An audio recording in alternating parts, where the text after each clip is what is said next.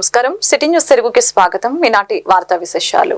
అమరావతి రాజధాని ప్రాంతంలోని రాయపూర్లో నిర్మాణంలో ఉన్న ఎమ్మెల్యే ఎమ్మెల్సీల నివాస సముదాయ భవనాలను శుక్రవారం ఆంధ్రప్రదేశ్ రాష్ట్ర శాసనసభాపతి చింతకాయల అయ్యన్న పాత్రుడు సిఆర్డీఏ అసెంబ్లీ అధికారులతో కలిసి పరిశీలించడం జరిగింది.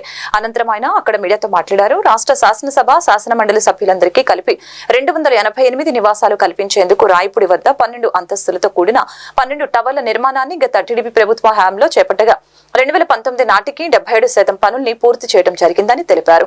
అయితే గత ప్రభుత్వం అమరావతి రాజధాని నిర్మాణ పనుల్ని నిలిపివేసి నిర్లక్ష్యం చేయడంతో నిర్మాణాలన్నీ ఎక్కడికక్కడే నిలిచిపోవడం జరిగిందని తెలిపారు. ఈ కార్యక్రమంలో CRDA commissioner Katamneni Bhaskar, assembly secretary general PPK Ramacharyulu, ఎమ్మెల్యేలు Vishnukumar Raju, T Shravan Kumar, CRDA assembly అధికారులు తదితరులు పాల్గొన్నారు.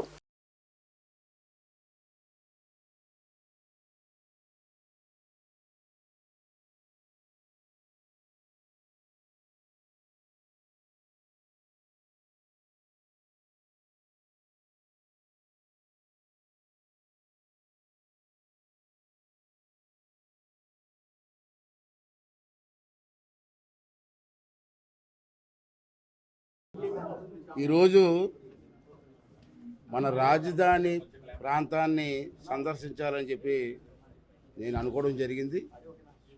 దానికి కారణం ఏంటంటే, నేను స్పీకర్గా బాధ్యత తీసుకున్న తర్వాత నేను 10-15 రోజుల నుంచి కూడా మా రివ్యూలో నేను అబ్జర్వ్ చేసింది ఏంటంటే, మనకి ఎమ్మెల్యేలు కానీ ఎమ్మెల్సీలు కానీ సుమారు 288 మంది సుమారు ఉంటారు. వాళ్ళందరికీ కూడా ఇక్కడ అకామిడేషన్ లేక చాలా ఇబ్బందులు పడుతున్నారు. ఏదో చిన్న చిన్న హోటల్లో ఉండడం, రావడం, మీటింగ్లు రావడం, వెళ్ళడం జరుగుతుంది. అంచేత ఆల్రెడీ చంద్రబాబు నాయుడు గారు మంచి బ్యూటిఫుల్ ప్లాన్ చేశారు. ఇలా చూశాను, ఫస్ట్ టైం రావడం. నేను ఇంత ముందుకు వచ్చేది కానీ రోడ్డు మీద వెళ్ళిపోయాను. నేను ఒక స్పీకర్ హోదాలో ఫస్ట్ టైం రావడం జరిగింది. చాలా బ్రహ్మాండం కట్టారు. టవర్స్ 12 టవర్స్ 12 టవర్స్ ఉన్నాయి. ఒక్కో టవర్ ఒక్కొక్క ఫ్లోర్లో 2 రూమ్స్ తప్పని సుమారు 288 క్వార్టర్స్. ఇది చూశారు ఇలా. చాలా నేను హైదరాబాద్లో కూడా 83 నుంచి ఎమ్మెల్యేగా ఉన్నా, 42 సంవత్సరాల నుంచి ఎమ్మెల్యేగా ఉన్నాను. హైదరాబాద్ లాంటి సిటీలో కూడా ఇంత బ్రహ్మాండమైన క్వార్టర్స్ లేవు ఎమ్మెల్యేలకి. చాలా బ్రహ్మాండంగా ప్లాన్ చేశారు ఆ రోజు చంద్రబాబు నాయుడు టైంలో. అది దురదృష్టం, గత 5 సంవత్సరాల్లో నాయకుల తాలూకు పేరెందుకు లేదు, పేరు చెప్పకూడదు. నేను నాయకుల తాలూకు నిర్లక్ష్యం వల్ల మొత్తం ప్రాంతం అంతా శిథిలావస్థకు వచ్చేది. నేను వచ్చే కారులో చూస్తారు, అన్నీ చూసుకుని వస్తున్నాను. నేను ఇక్కడ కొంతమంది మెటీరియల్ కూడా దొంగతనం చేశారట రాత్రులు. చూశారు ఇప్పుడు ఐరన్ రాడ్స్ 5 సంవత్సరాల నుంచి రాడ్స్ అన్నీ కూడా తుప్పట్టిపోయాయి. ఎంత నష్టమండి. ఆ రోజు ఎస్టిమేషన్కి ఇప్పుడు మళ్ళీ స్టార్ట్ చేస్తే ఎస్టిమేషన్కి సుమారు 300 కోట్లు సుమారు ఎక్సెస్ అవుతుంది. ఇప్పుడు మళ్ళీ రీటెండర్స్ పిలాలా, మొత్తం వర్కులన్నీ కూడా పిలాలంటే కాంట్రాక్ట్లు ఏమన్నారంటే, ఆ రోజు రేటు వేరండి, ఈ రోజు రేటు వేరండి, ప్రజెంట్ రేట్ ఇస్తే మేము చేయడానికి సిద్ధంగా ఉన్నామని చెప్పి వాళ్ళు అన్నారు. ప్రజెంట్ రేట్ ఇవ్వాలి. వైఎస్ఆర్సీపీ అధినేత వైఎస్ జగన్మోహన్ రెడ్డిని పార్టీ నేతలు శుక్రవారం కలిశారు. వైఎస్ జగన్ ని కలిసిన వారిలో మాజీ మంత్రి ముద్రగడ పద్మనాభం, మాజీ ఎమ్మెల్యే కాసు మహేష్ రెడ్డితో సహా పలువురు నేతలు ఉన్నారు. పలు అంశాలపై చర్చించారు. భవిష్యత్తు కార్యాచరణపై వైఎస్ జగన్ దిశానిర్దేశం చేశారు. షెడ్యూల్ ప్రకారం శనివారం ఉదయం తాడేపల్లి నుంచి వైఎస్ జగన్ తన పర్యటనకు బయలుదేరుతారు. తొలుత గన్నవరం నుంచి కడప ఎయిర్పోర్టుకు చేరుకొని అక్కడి నుంచి రోడ్డు మార్గంలో పులివెందులు వెళ్తారు. ఈ నెల 8వ తేదీన మహానేత వైఎస్ రాజశేఖర రెడ్డి 75వ జయంతి వేడుకల కార్యక్రమం ఘనంగా నిర్వహించాలని వైఎస్ఆర్సీపీ నిర్ణయించిన సంగతి తెలిసిందే.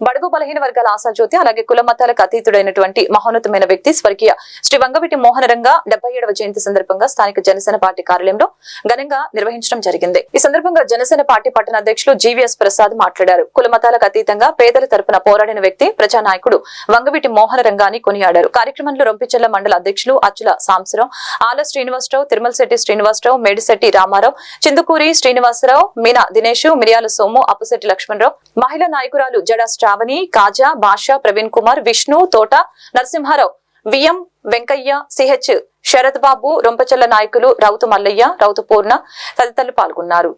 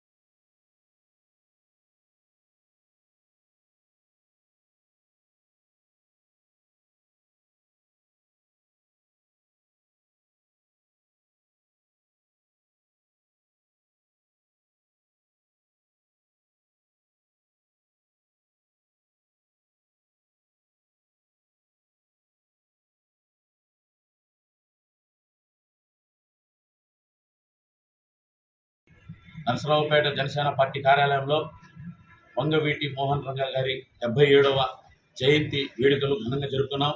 అలాగే కుల మతాలకి అతీతంగా బడుగు బలహీన వర్గాల ఆశాజ్యోతి వంగవీటి మోహన్ రంగ గారు ఆయన ఆశయ సాధనలను పాటిస్తూ నరసరావుపేట జనసేన పార్టీని బలోపేతం చేసుకుంటూ ముందుకెళ్తామని ఈరోజు నరసరావుపేట జనసేన పార్టీ కార్యక్రమంలో భాగంగా నరసరావుపేట కార్యాలయంలో వంగా గారికి ఘన నివాళిని తెలియజేశాము. జై హింద్, జై జనసేన. మాచల్ ఎమ్మెల్యే జూలకంటి బ్రహ్మారెడ్డి మాచల్ టీడీపీ కార్యాలయంలో విలేకరుల సమావేశం నిర్వహించారు. ఈ సందర్భంగా ఎమ్మెల్యే బ్రహ్మారెడ్డి మాట్లాడారు. నేరస్తుడు పిన్నెల్లిని కాపాడటానికి మాజీ ముఖ్యమంత్రి జగన్మోహన్ రెడ్డి నెల్లూరుకి జైలుకు వెళ్లాడని, ఓ దొంగకు దోపిడీదారుడికి రౌడీకి అన్యాయం జరిగిందని జగన్ అల్లాడిపోతున్నారని అన్నారు. పిన్నెల్లి అరాచకాలు దోపిడీపై చర్చకు మేం సిద్ధం, మా సవాలు స్వీకరించడానికి మీరు సిద్ధమా అని ప్రశ్నించారు. మాచల్లలో అరాచకాలు సృష్టించిన పిన్నెల్లి అనుచరుల సంగతి తెలుసా? వాళ్లు కూడా నెల్లూరు జైలుకు వెళ్లి పిన్నెల్లితో గడుపుతారని హెచ్చరించారు. మాజీ ముఖ్యమంత్రి జగన్మోహన్ రెడ్డి గారు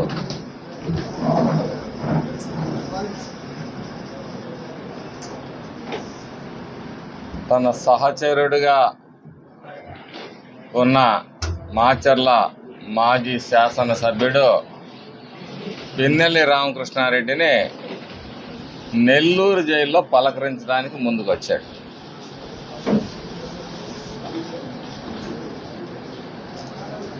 ఈ రాష్ట్రంలో ఆయన ముఖ్యమంత్రిగా ఉన్నప్పుడు మరి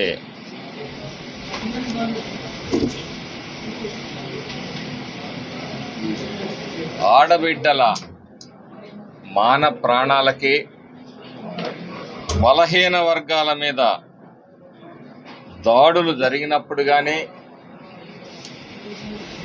ఒక డాక్టర్ సుధాకర్ని, ఒక దళిత డాక్టర్ సుధాకర్ని వేధించి చంపినప్పుడు కానీ, వాళ్ళ ఎమ్మెల్సీ మరి డోర్ డెలివరీ చేసినప్పుడు కానీ, తన అక్కని అవమానించారు, అసభ్యంగా ప్రవర్తిస్తున్నారు అని చెప్పేసి ఒక పసిబిడ్డ మరి భావోద్వేగంతో తన అక్కని కాపాడే ప్రయత్నం చేసినప్పుడు ఆ కుర్రాడు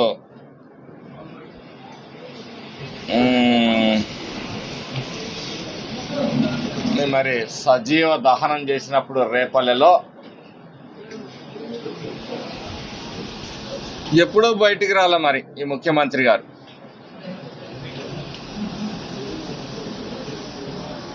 ఈ రాష్ట్రంలో తప్పుడు కేసులు పెడుతున్నారన్నారు.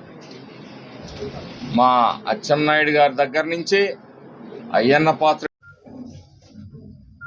నీకు ధైర్యం ఉంటే మాచర్లలో ఒక వేదిక ఏర్పాటు చేద్దాం. ఎన్ని ఆస్తులు కబ్జా చేశాడో, ఎంత గ్రానైట్ దోపిడీ చేశాడో, ఎంత గ్రావెల్ దోపిడీ చేశాడో సజీవ సాక్ష్యాలుగా గుంతలేడు రోజు ఫారెస్ట్ నుంచి రెవెన్యూ దాకా కనపడతా ఉన్నాయి. నీకు ధైర్యం ఉంటే రా మాచర్ల, ఈ సాక్ష్యాలు నేను చూపిస్తాం. గూగుల్ మ్యాప్స్తో సహా చూపిస్తాం, సజీవ సాక్ష్యాలు చూపిస్తాం. మీ శాసనసభ్యుడు బారిన వంచబడ్డ, దోపిడీకి గురి కాబడ్డ వ్యక్తుల్ని ప్రవేశపెడతాం. మీ ఉంగరాల బ్రదర్స్, మీ గుడంబా శంకర్ బ్రదర్స్ దోపిడీని నీ కళ్ళ ముందు నిరూపించడానికి తెలుగుదేశం పార్టీ తరఫున, మాచర్ల ప్రజల తరఫున ఎన్నికైన నేను ఎన్డీఏ కూటమి అభ్యర్థిని సిద్ధంగా ఉన్నాను. మీ చేతనైతే మా సవాల్ని స్వీకరించాల్సిందిగా ఛాలెంజ్ చేస్తా ఉన్నాను. అమ్మ పేరుతో ప్రతి ఒక్కరూ ఒక మొక్కను నాటాలని వినుకొండ ఎమ్మెల్యే జీవి ఆంజనేయులు కోరారు. అమ్మ పేరుతో ఒక మొక్క కార్యక్రమం వినుకొండ మున్సిపల్ అధికారులు చేపట్టగా ముఖ్య అతిథిగా ఎమ్మెల్యే జీవి ఆంజనేయులు హాస్టల్ మున్సిపల్ కార్యాలయ ప్రాంగణంలో మొక్కల్ని నాటడం జరిగింది. ఈ సందర్భంగా ఎమ్మెల్యే మాట్లాడుతూ నాటిన మొక్కకు అమ్మను చూసుకుంటున్నట్లు జాగ్రత్తగా చూసుకోవాలని కోరారు. ప్రతి ఒక్కరూ తమ తల్లులుగా గౌరవించేలా ఒక మొక్కను నాటండి అని దేశ ప్రధాని నరేంద్ర మోదీ ప్రజలకు ఇచ్చిన పిలుపు మేరకు ఈ కార్యక్రమాన్ని నిర్వహిస్తున్నట్లు తెలిపారు. కార్యక్రమంలో municipal chairman doctor Dastagiri, municipal commissioner Thota Krishnaveni, municipal అధికారులు, ప్రజాప్రతినిధులు, నాయకులు పాల్గొన్నారు.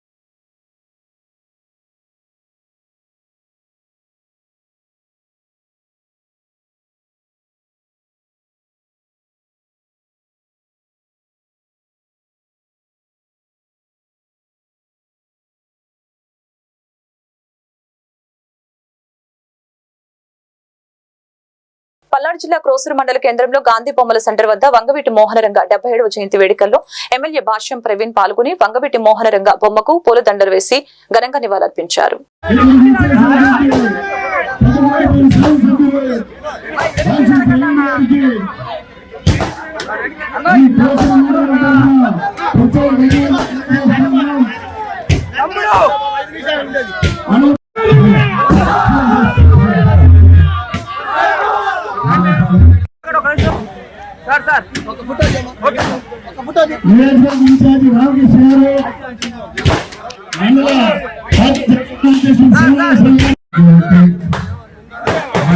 బడుగు బలహీన వర్గాల అభ్యున్నతి కోసం పాటుపడిన వ్యక్తి రంగా గారు.